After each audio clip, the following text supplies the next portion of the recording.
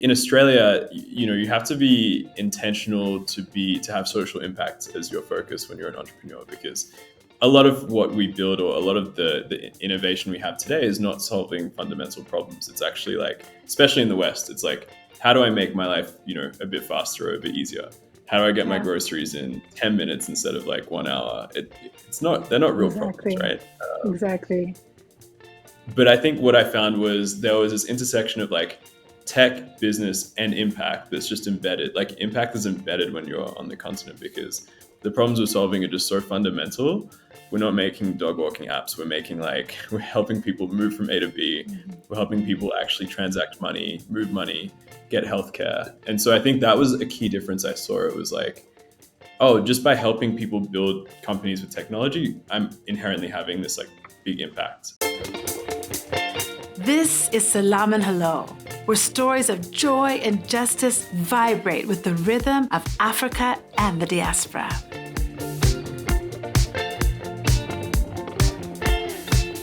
We're worried, anxious group of people. Maybe one day we'll get onto something. Until then we say, hold on.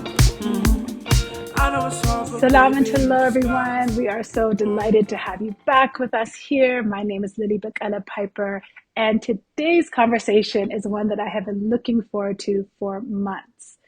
Wherever you go, whatever space you live in, from the sciences to the arts, tech is improving our lives, expanding our lives, introducing us to new ways to connect, to innovate.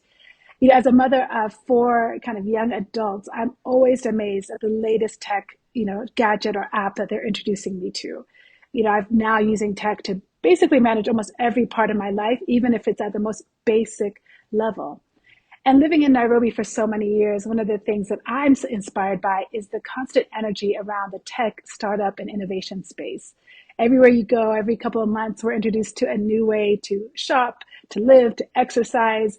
It's all around us. And we've heard many people say that, Nairobi is becoming kind of the Silicon Valley of the East African region. And that's a really exciting space to live in and to observe. And even in the media space, we feel that energy, and we feel the contributions to the media landscape from the tech and innovation and the startup space. So today I'm really thrilled to have a tech entrepreneur, a tech expert join us to help us kind of think about and understand what the current trends are, what the future holds, and what's the most exciting things on the horizon for the tech and innovation space here on the continent. So my guest today is Maru, a visionary leader who is investing in and illuminating the African tech landscape. He's a partner at Proximity Ventures, which is an organization that's fueling early stage startups that are propelling Africa forward, and also as a scout for global funds who are eager to tap into this really tech rich scene here on the continent. He's also got a fantastic biweekly newsletter called Tech Safari. I have just subscribed. I'm already, kind of, I don't know, salivating with all the ideas and innovators and energy that newsletter brings to your inbox every 2 weeks. Tech Safari demystifies technology opportunities and developments across the continent and makes it more accessible for both enthusiasts and investors, which I just love. It's a place where if you're just curious and you want to stay on board and figure out how to get your groceries faster, or if you want to see what the opportunities are for you to partner and collaborate, you're going to find it on that platform.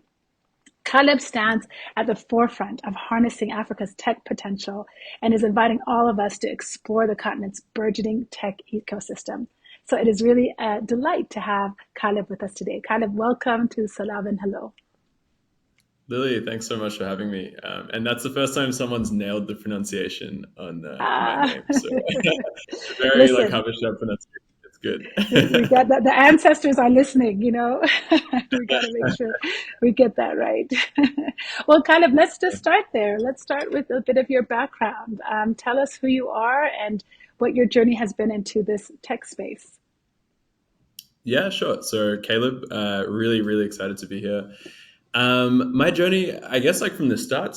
I was born in Australia, but both my folks were from Ethiopia, so they moved just before they had me, and I grew up in Australia for 95% of my life, Wow. where I went to school there. I took the sort of, I got ultimatumed law or medicine to study after after high school, and I chose law. And I think just from a bit of time working in that space, particularly in law in East Africa, I started to see that a lot of the things I was doing, which is around peace and security policy and governance, etc., was just slow and Mm. important, like crucial work, but not at the pace of sort of a young person who wanted to make an impact. And so I started like sort of exiting that field and doing some soul searching in 2020. And that's when I sort of bumped into tech. I bumped into this field where it was a space where I saw a lot of entrepreneurs, especially in Africa, and I was in Ethiopia at the time. A lot of people were just using tech to not to build, Facebook or to build like Google, but just to solve problems. It's Yeah, like that you yeah, can call them an entrepreneur, but they're just people who are like, hey, I can't get from A to B without getting in this like sort of dingy like blue taxi that I don't really trust. Like, why don't I build an app for this to make it safer for women like me to travel from A to B? And you repeat those sort of like solutions to problems many times over, and a few times it just really grows and becomes a successful company. And so, I in my mind, I was like, how do I support this? How do I get behind yeah. this? It moves way faster. I can see the impact in front of me. And that's how I sort of ventured into tech from working in law and working in policy in East Africa. And I have to say, just the way you put that together, what I see in Tech Safari is exactly that: problem solutions, which is such a fantastic way to think about tech as opposed to just something that can feel overwhelming with updates and system upgrades and all these things that feel like we are never quite on top of it. But this idea that tech really is a tool for problem solving. So, if I can dig into a Mm. little bit more about your experience, Ethiopia and the region, what were you seeing that was different or specific to the region that maybe you hadn't seen in Australia? It's interesting that Mm. your law background was not at the pace, and I can absolutely see that as tech. But I imagine also there must have been a significant contrast between your introduction to tech, maybe, or your exposure to tech growing up in Australia as opposed to what you're experiencing now back here in East Africa. Yeah, definitely. Yeah, definitely. I think I didn't really take tech too seriously in Australia. I when I was doing law, I was also thinking about how to do things in social impact. So, impact investing, social entrepreneurship. That was also a space I was dabbling in. And I think in Australia, you have to be intentional to have social impact as your focus when you're an entrepreneur, because a lot of what we build or a lot of the innovation we have today is not solving fundamental problems. It's actually like, especially in the West, it's like, how do I make my life, a bit faster or a bit easier? How do I get my Yeah, groceries in 10 minutes instead of like 1 hour? They're not real problems, exactly. right? Exactly. But I think what I found was there was this intersection of like tech, business, and impact that's just embedded. Like, impact is embedded when you're on the continent, because the problems we're solving are just so fundamental. We're not making dog walking apps. We're making like we're helping people move from A to B. We're helping Mhm. people actually transact money, move money, get healthcare. And so I think that was a key difference I saw. It was like, oh, just by helping people build companies with technology, I'm inherently having this like big impact. So that's what really brought me in, and it was interesting because I moved back to Australia during COVID, Okay. and I started a tech company, and I was around. I was funded by like one of the biggest VC in Australia, and it was like such a good time. But what people were building there was just so different to what like folks build on the continent today. And I think like I got a little bit disenfranchised by that. I was like, well, like, do we really need like another? I don't know, like what's an example? Another D2C consumer brand? Like, probably not. Yeah. So that sort of sparked the return back to the continent and just the focus on investing and building in Africa. Okay, so now you're going to have to define some terms for us. D2C, what is that? Yeah. Sorry. Okay, I think like direct to consumer. Okay, So what's an example? Like Casper, the mattress brand in the US, like, or yeah, um, what's another example? Like basically a direct to consumer brand where you buy a product. So Uncover got Skincare it. might be a good one. Yeah, Okay, yeah. okay, got it. Okay. So you're back here on the continent. At what point did you think, okay, I need also a way to communicate this? Because this idea of tech safari is fantastic. Mm. It took off, people responded. Clearly there was a need for a communication, tool for people to connect around these ideas. So what inspired that and what are you hearing from those who subscribe to your newsletter? Great question. So, like, I think one of the advantages of being like diaspora is like you have a unique insight into like two worlds, and Yeah. one is like where you're from, and like where I think like where a lot of my purpose I think is tied to, and the other is just like for me at least the West. It's like it's people who are living pretty good lives, have higher baselines, and so and probably don't know much about Africa as a whole. And so Mm, I found myself like, as I was building my company, I actually started a small fund, Proximity Ventures, that invests in early stage startups. It was a few friends who were quite interested in like on the continent. The company I was building had a lot of or like students on the continent, and so they're like, oh, let's put a bit of money into this and just explore with you. mm, And I found that whenever I'd have to explain a company to them or what's happening to them, it was just like I really had to break it down from like just into super basic terms. It's like this is how it works. This is what happens in Africa. This is why like it's like this, and this is how this company works. And I found, oh, actually, this could be interesting for other people. So I started writing this kind of like these memos on the companies I was investing in that were just yeah. really basic and easy to read. Yeah, I was just saying, like, what I found was, oh, like, if I started sharing it online, and a lot of people from Australia were just like, hey, this is really interesting. Like, can you share more with me? And that's sort of what led into this like informal newsletter I started. That wasn't Tech Safari at the time, but it was something like that, where I was like, this is what I learned this week from a company I invested in. Yeah. So I'm curious about the questions that you were getting from people. Is it, when you're saying you have to explain to them, what was the gap? What was the information gap that people needed? Was there a particular theme that rose to the top of those questions? Mm. It's almost like what's fundamentally different about Africa that like is different in say the US or Australia, and Mm, there's so many things in that category. So yeah, every time I have to explain this is why I invested in this company, I have to explain, oh, like the reason that this matters is because there's actually not much most people in Africa don't have cards. Like so they use mobile yeah, money, so they need sort of tools so they can access finance. Or it might be something like another interesting one. We invested in a company that lets, this sounds super basic, right? But lets individuals pay for rent monthly. In Australia, you always pay for rent monthly. You never pay for a full year. In Nigeria or West Africa, right. it's generally you pay for 2 years up front. And so you have to go into the context. Why is that? Like, why do you have to pay for a full year up front? Well, you look at like interest rates, you look at how people buy houses, you look at like culturally what it's usually like around trust. These are all Mm, the factors that mean that actually, like, if I want to pay for a month of, like, if I want to rent a house, I have to pay for a whole year up front. And that's a big problem. So, it's like you have to dive into the context of like, not even just Africa, but the country and the space and why that's a problem. And I found that to just be a really fun exercise as well. And so that was like the base for Tech Safari.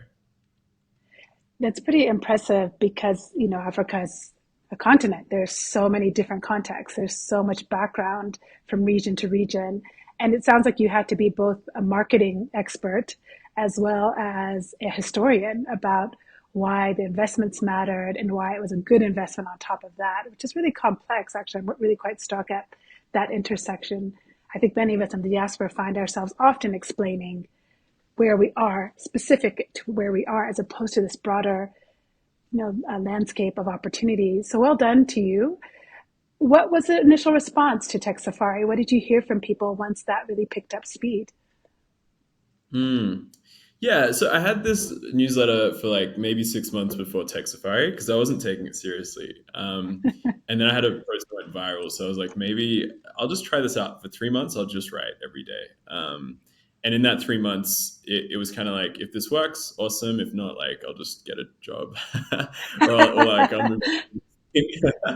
But I was pretty bullish. I was like, I know that there's a gap here in how people understand what's happening in tech in Africa. So in that 3 months, like we had like, yeah, like just a lot of fantastic feedback from everyone. Everyone was curious. Everyone wanted to know more. I think what we did was we managed to write in a way that helped the average person who doesn't know about Africa and may not even care really grab their attention and be like, "Wow, that is impressive," or "That's really cool." Yeah, and I think that's when we like increased our number of subscribers, and we had a lot of demand for people to meet each other as well. And so 3 months in, we were just like, okay, cool. Let's make this more than just a newsletter. Let's make this a community. Yeah, So I did like a US trip, and sort of brought our readers together, and got to just like hear more about them, amazing. and learn about what they're doing. So I think that was like a really cool next step of Tech Safari that came from just posting consistently. So you mentioned your business, Proximity Ventures, and that it was this collaboration of like-minded individuals who are willing to invest in these early startups. Tell us where Proximity is now, and what to you feels like a moment where you knew what you were doing had that impact that you wanted, that social impact that might have been missing from your original career plans. Yeah, that's a really interesting question. When I went into actually, when I had that realization about like what I wanted to do moving from law to tech, I never wanted to be a founder. I never really wanted to like build a company per se. I always just wanted to invest in companies. I thought that was the biggest gap for founders on the continent. Getting access to capital. And I think just from like my experience building a company, yeah, I was like, okay, I have something to give now, and I want to start to like, be able to fund companies, but also provide them like support. That experience was incredible. Like, I got to know a lot of people I really respected, and sort of like be a part of their mission. I got to like learn what it's like to like have a company sort of start and fail. Like we've now invested in almost 30 companies, and a lot of them haven't made it in the last few years, which is how it goes, right, in venture capital. Um, and I think like I learned a lot from that process. My goal, even with Tech Safari, was, oh, like let's do this thing so we have an audience, and then we can raise a bigger fund and raise even more money and invest more. But I think my perspective on that has changed a lot. Actually, I think the best companies will generally attract capital. I think if you're a great founder and you can do a lot with a little, like with little, you'll attract capital. I don't think that's something unique we can provide to the ecosystem. Like we can provide it, but like good founders find money, is what I think I've learned. What isn't unique, or like what we don't have, is like a strong engine of like shaping our narrative and bringing that narrative to the rest of the world. And I think that's where the focus now on Tech Safari has become even bigger. And we've tried to even merge the two. So now when we invest in a company through Proximity, we always open it up to our audience at Tech Safari. And we syndicate a deal. So we'll say, hey, here's a company we love. Here's like a memo on them and why we love them. And it's not like a boring memo. It's like, here's a cool story on the company. We're investing. You're welcome to invest with us. And if you invest, we want to see how you're going to provide value as well. So I think like we found a way to sort of mix this huge audience, global audience, with like local startups, and connect the two. Yeah. So let's talk to the diaspora for just a minute, and also people on the ground. When you feature a company in Tech Safari and you're making that invitation, what does a typical size of that investment look like? Like for me, someone like me who just cares about this place, wants to see it do well, sees the future is both coming and now. What would you expect from someone like me? What is your ask, and how big or does that investment need Yeah. to be a part of that? Yeah. For sure. I think like we let anyone invest. Like you don't have to be like giving up like hours of your time or anything. We just want to make sure it's people who are passionate about the company, and understand like what venture capital investment is like, which is risky. So that's the key thing. But like yeah, I mean we let people invest as little as 2.5K in a deal, and yeah, and I think it's pretty straightforward. Like you just have to. I mean, there's some requirements in the US that you need to meet, in terms of like yeah to invest, but it's pretty straightforward. And we've had a lot of diaspora like take that first step in being involved in the continent, through investing. I think just like back to the thesis of Tech Safari, it's like we didn't just do it because there was a marketing gap. We did it because we were like, there's a bridge that needs to be built between Africa and the rest of the world, and Africa Absolutely. and its diaspora. can we bring Absolutely. people in through stories and then have them participate through putting their money in as well? So I think it's a nice way for that for them to do that. Absolutely. Which I love because I think we know that there's already a long-standing commitment and tradition to send remittances back to the continent. You know, so much of the percentage GDP of many countries is entirely the diaspora sending it back for school fees, hospital fees, whatever it is.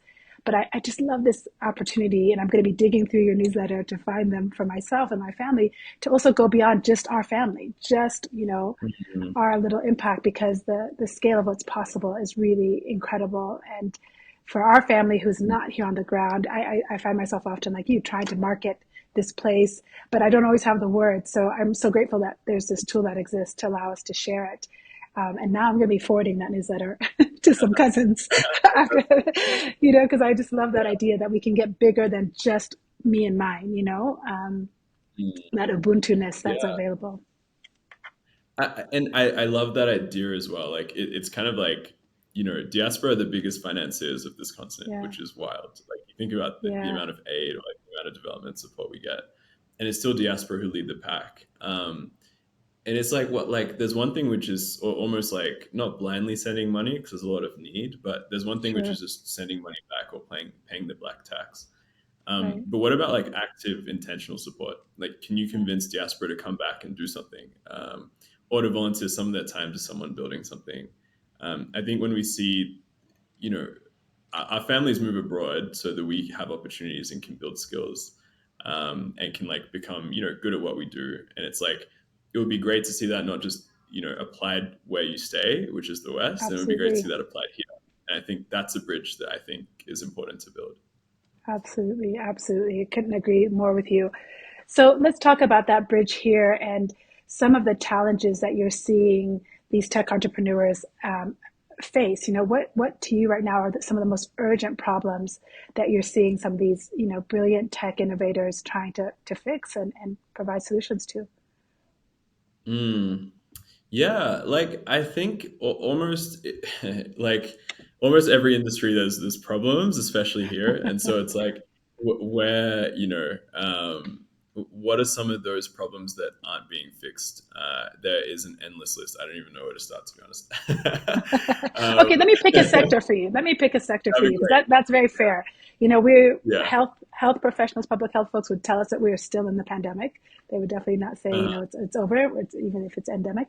So around the health sector, what are you seeing as the most urgent problems that people are trying to address? yeah, that's really cool. Like health is broken generally, but it's broken in like a lot of ways.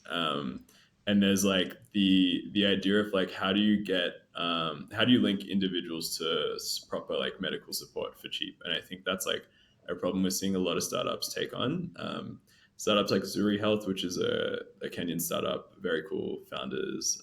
They actually spoke at our event on Thursday, about how they're trying to like get healthcare in the hands of anyone, through text message. So you can text to get in touch with a doctor. I'm pretty sure it's either really cheap or free, as well, Okay, because Safaricom like they have a partnership with them.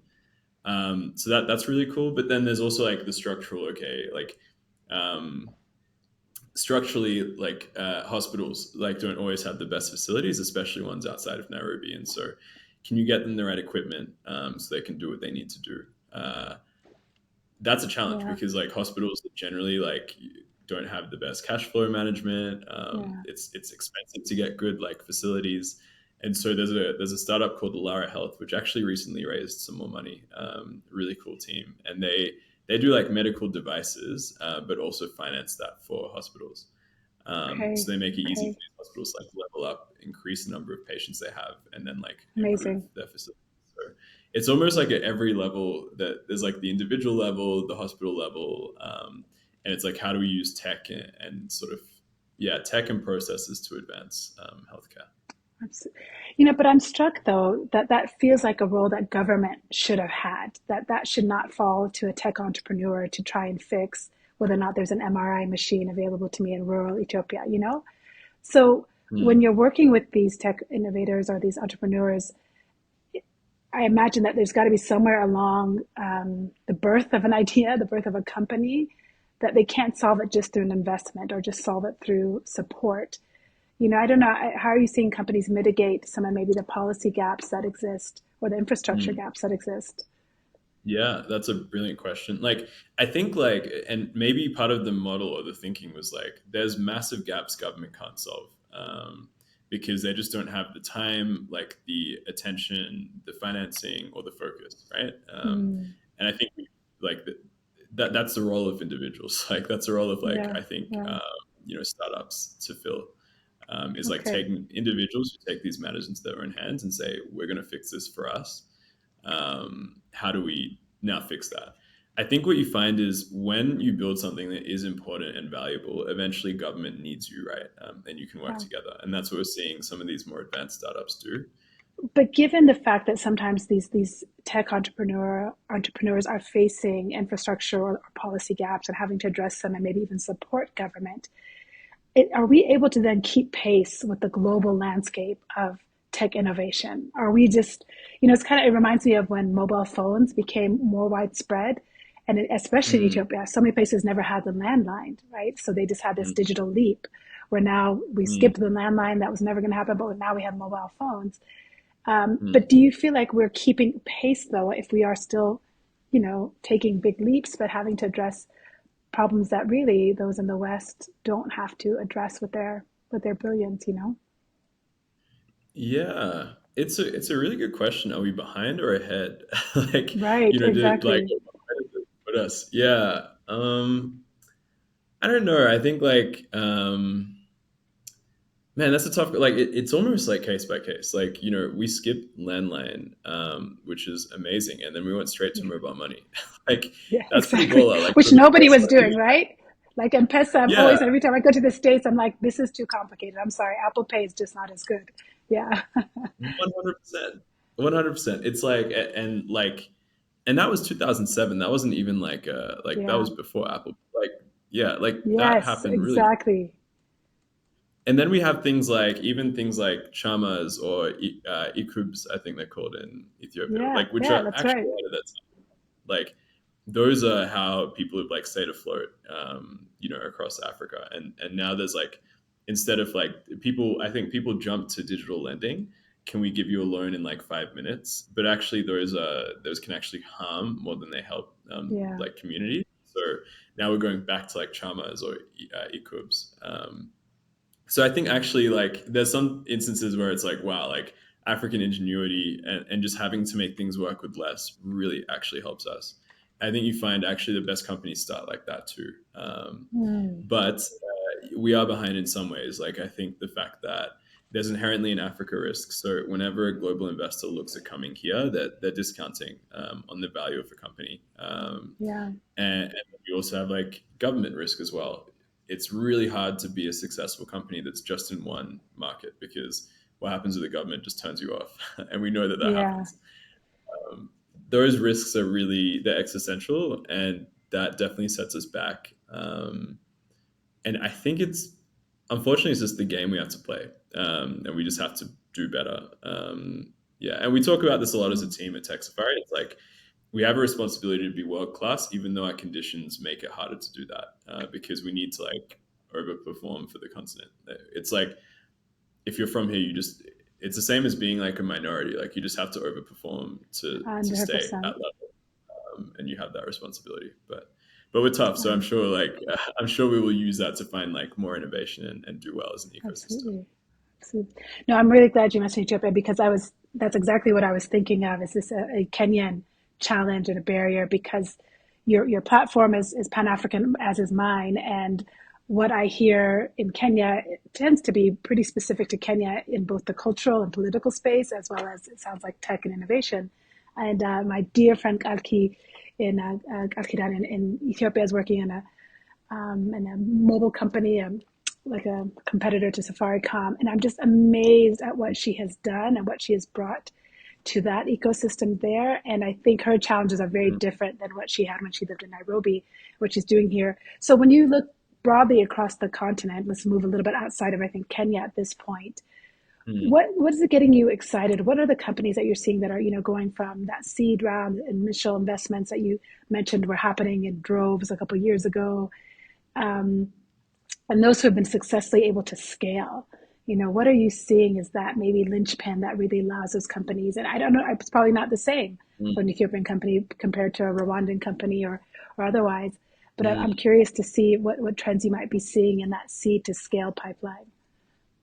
Yeah, cool. Yeah, seed to scale is a very interesting topic. It's one that we as a company, we're really focused on because I'll frame the problem and then I'll explain some of like Great. what's being done around it. So it's not easy, but it's easier to raise a pre-seed round, which is like probably your first round, maybe $500,000.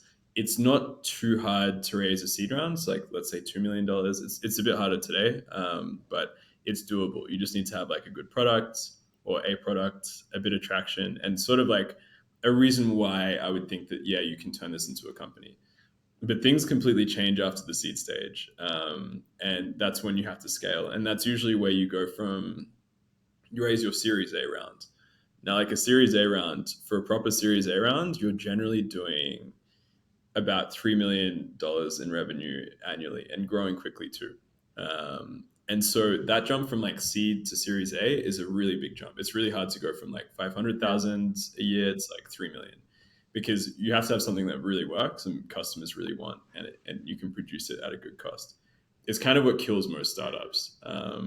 But if you succeed past that stage, you have good odds of like making it. So I think like there's a lot of things that make it difficult for companies to jump that, like make that jump. One of the main ones is like the fundamental one is like, does your thing work? And like, do Yeah. people enjoy it and would they pay for it? Yeah. And so that's a product question. And if you don't have that, you don't have this thing called product market fit. It's really easy to tell when you do have product market fit because you just can't handle the demand. Yeah. um, Yeah. and so that's the first one. But I think the second one is like even raising $10 million whatever for your Series A is super hard, and it requires not just like being the best at what you do and like growing. It also requires telling a story to people who don't understand your story. And that's where we see like part of our role actually is like how do we help companies tell their story consistently? So not just like, here's my story, guys, but like through building their presence and like building their brand, and being in front of these people who really matter.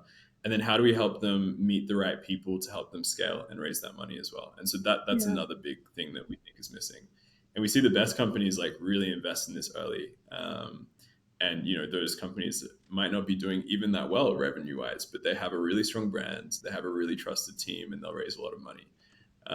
So I think companies that are doing that well are the ones that generally like we think will succeed. So like there's almost two parts of Tech Safari. One is just writing the content, which we have a team around, and then the other is actually building this for companies, Yeah. helping them go in, define their brand, build their marketing, tell that story before they even need to raise money, and then making that fundraising process even easier for them.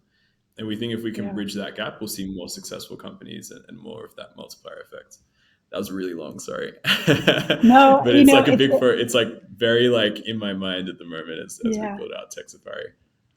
Well, and true confession is that Rahma and I were talking about just that right before we you joined us, and she was like, she felt like that might be what's really the next focus of some of the work that's coming up for you. And I think that storytelling piece is really interesting because as somebody in that space, I love seeing people more effectively telling the story as opposed to just selling. I feel less sold to these days and more like I understand you, like they're commiserating with me, and then there's something that might be beneficial to me if I consider it. So I love this idea that storytelling, because if that is part of what is really needed for success, I feel like that exists within again our cultural strengths.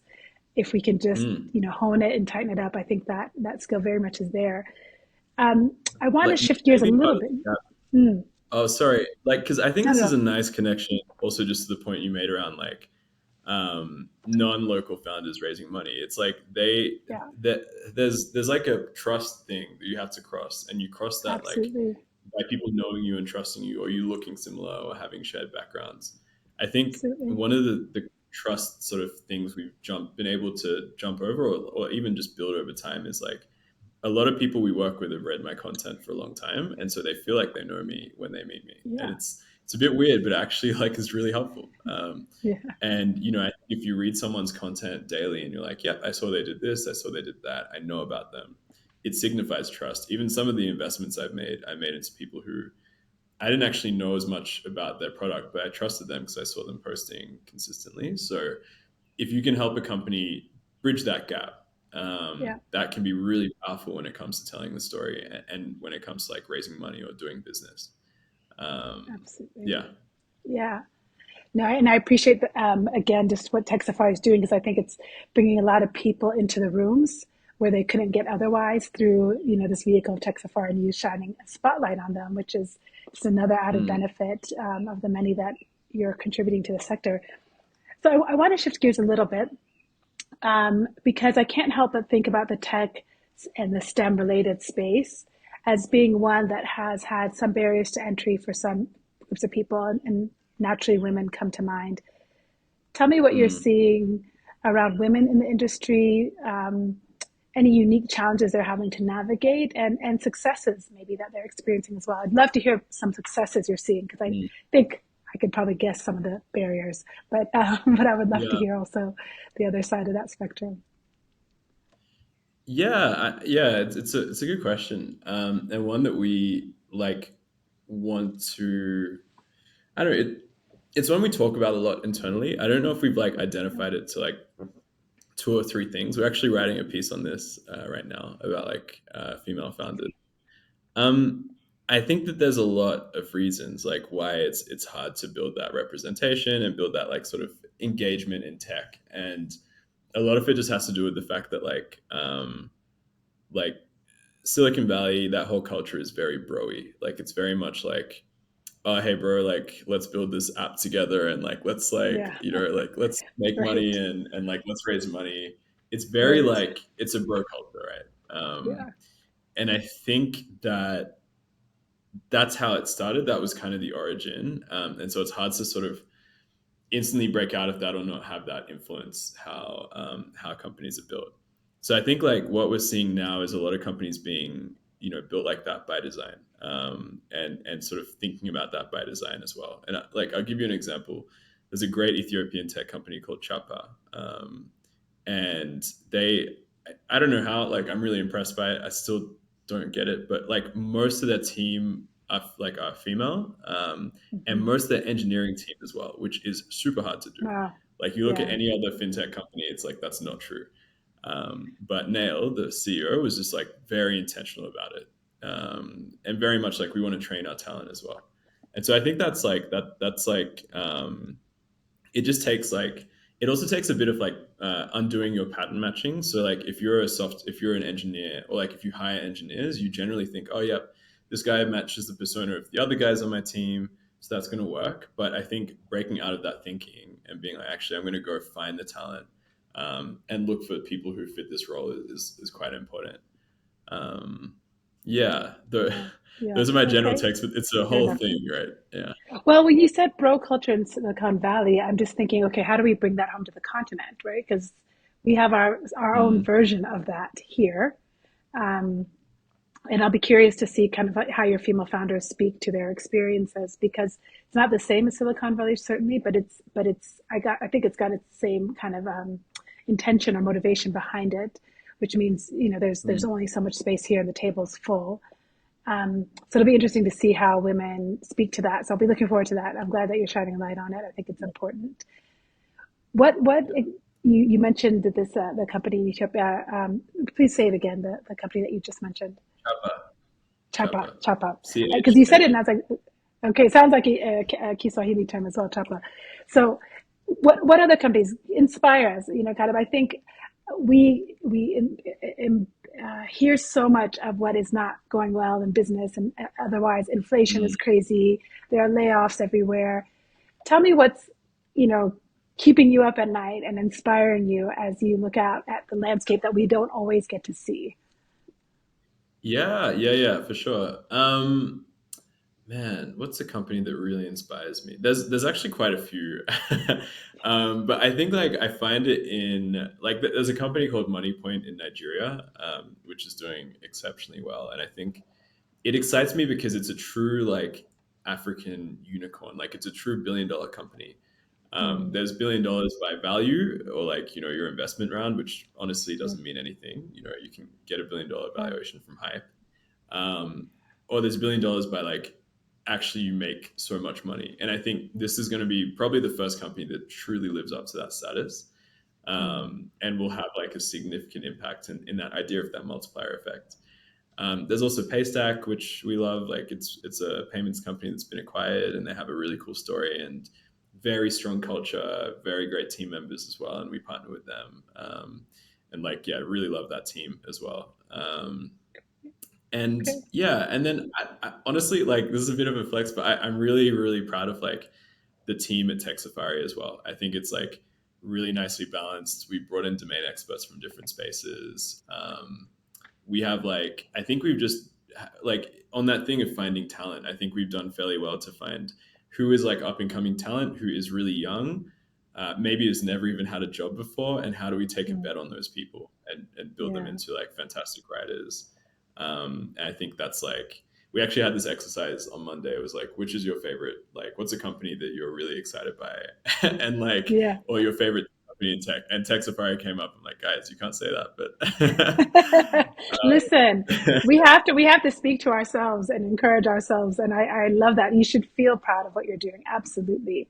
It's a tremendous contribution. And if I'm not wrong, it's the largest tech newsletter in the continent. I mean, that's extraordinary yeah, yeah. Well, for what we do, yes. Like, there's for other what you newsletters do. bigger than us. But I Sure. think for yeah, for like insights, yeah, yeah, yeah. That's no, that's fantastic. Before we let you go, just one or two last questions. A lot of disruptions in the tech industry for all of us, both the pace of which change is coming. I can imagine those engineers out there writing code one day and then having to update it, the next. But also disruptions in terms of what we're going to be able to control and what will be human led design and what will perhaps not be. How are you seeing companies mitigating those disruptions that we are on not just on the horizon, but active right now in our day to day lives? What do you anticipate will be the future of this industry? And if we can keep it to just the region, I think that would be particularly helpful. Mm, mm, yeah. Um, yeah, I don't know. Like I think that there's gonna be a bit of a lot of companies sort of like may have pulled back in the last little while, in terms of expanding to Africa, but I think we're going to see a lot more of that. Like companies like Visa and Mastercard are making like $1 billion commitments to the Yeah. continent. Like I think we're going to see a lot more of like global trying to come here and make the most of this growing population, growing economies. Um, I also think like we're going to see again, I think we're going to see less companies, like less new companies coming out, but like the ones that do come out will be very big and like quite deliberate and considered in how they're built. Not just like, your 15th payments company. It's going Mm. to be a lot more like, okay, this is a market leader and here's why. I think I'm really excited for that. In our day to day lives, I'm not too sure how much will change. Like, I'm not sure. And, it definitely depends on where you are as well. But I don't think M-Pesa is going to go down anytime soon. I Yeah. don't think we're going to Hope like, not.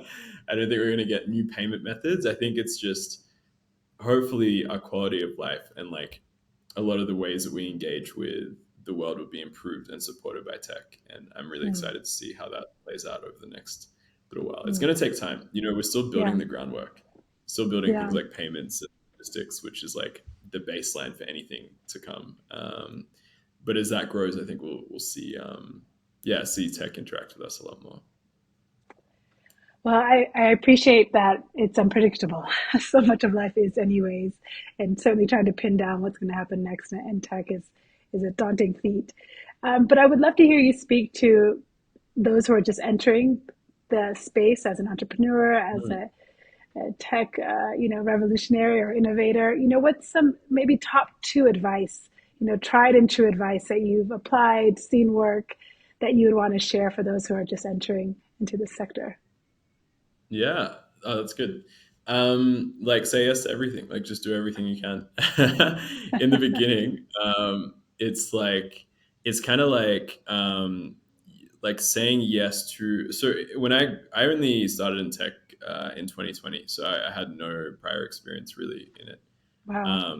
And like I just managed to learn a lot by saying yes to every opportunity I could take, and trying to be as involved as possible, and like learning through courses. So I think if you're serious about it, it's just like increase the amount of things you can learn, and say yes Mm, to things as they come up until and maybe this is the next thing, is like until you find the thing, and the thing being like the thing that you're like, yep, this is my focus, or this is the space, or this is what I want to do. And then once you get to that point, and that's when you start saying no to stuff and just focusing. So I think like that mental model worked really nicely for me. Where I was like, okay, I'm going to do everything. I'm going to do an ed tech company. I'm going to do a fund. I'm going to do a newsletter. And that was like, actually, the media, there's a lot there. So I'm just going to focus on that now. yeah. Yeah. Fantastic. Fantastic. Solid. Good advice. I agree. Even if you're not in the tech sector, it's really solid advice. Kind of this has been so enriching just to hear both your energy and passion for the continent and for what is possible. It's just tremendous. And it's been incredible to just, watch from a distance Tech Safari grow and Proximity Ventures and all that you're contributing to the sector. I can only imagine where this next year is going to take you in the coming years. So before we let you go, there are two questions we ask every guest that we would love to hear from Yes. you. First of all, whatever time of day, doesn't matter, but what is your favorite drink? Ooh. Oh man, I love a good. Well, maybe it's just 'cause I'm addicted, but I love a good iced latte. My favorite Oh, drink. listen, you got to Yeah, do it. You got to do it. You yeah, got some good coffee in the region, so we can't blame you for that one. that's right. On a hot day like today, an iced latte is Yes. just perfect. And Yeah. lastly, our show is all about joy and justice from the continent and diaspora, and certainly thinking about what is already happening and the tremendous energy on the ground around innovation is part of the reason we wanted to have you on, because it brings us great joy to see all the promise and potential in this place continuing to grow and expand. So we would love to know, for you, what is bringing you joy today? Hmm, that's a great question. Um, I'm just excited. I get to see like a lot of like people we work with, a lot of friends of mine today, get to like hang out with them and think about how they build their thing. Yeah. It's like the most, I don't know, I feel like the work I do is just like heightened socializing, like problem solving and socializing in some ways. Like, oh, okay, we're working on this. All right, let's plan. Like, let's come up with something. And I'm really, really lucky and grateful I get to do this every day. Just talk to cool founders and support them as they grow. So That's that that's awesome. that's what's bringing me joy today. Unfortunately, like most days are like that. So That's amazing. Well, I hope if that's what brings you joy, I hope your joy is boundless and wide and deep as your work and your impact has been. That's pretty incredible. So thank you so much for being on the show and talking to us. I'm going to be following keenly, and I hope we can stay connected. Both Nairobi and in Addis Ababa, wherever. I hope we stay connected. definitely, thank you so much, Lily. It's been so fun. Thank you, Caleb. Thank you so much. And listeners, let us know what you thought about the episode. We'd love to hear from you. You know where to find us on all the socials, on all your devices. And of course, you can always reach us by email at lily@salamandhello.com or producer@salamandhello.com. So until we meet again, peace. Trying to move along. Maybe one day we'll get onto something. Until then we say, hold on. I know it's hard, but baby, you just got to hold on. I know it's hard, but baby, you just got to